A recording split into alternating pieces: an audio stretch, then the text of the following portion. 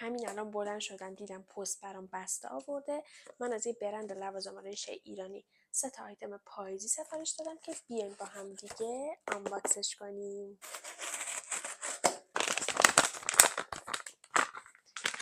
خب اینو بازش میکنیم.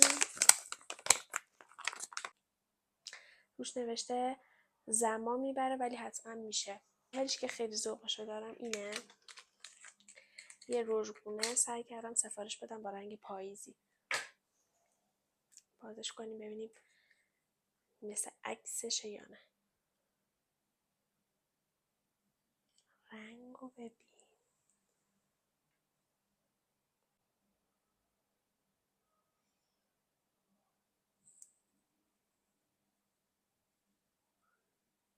به به. بعدیش تینته.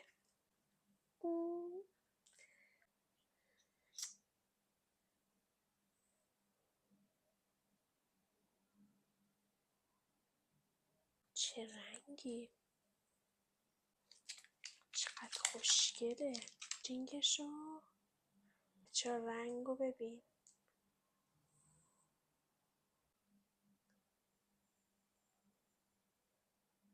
بچه روژش خیلی خوش رنگه و خیلی خوشگه. اینا شد 3 تا آیتم پاییزی من از این برند ایرانی. خدافظ.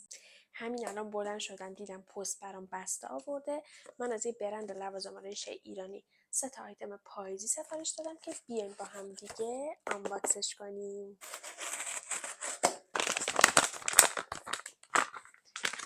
خب اینو بازش میکنیم. روش نوشته زمان میبره ولی حتما میشه. ولیش که خیلی ذوقشو دارم اینه. یه رژگونه سعی کردم سفارش بدم با رنگ پاییزی. بازش کنیم ببینیم مثل عکسشه یا نه.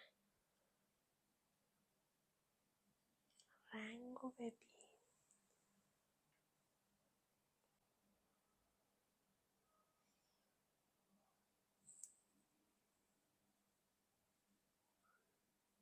به به. بعدیش تینته.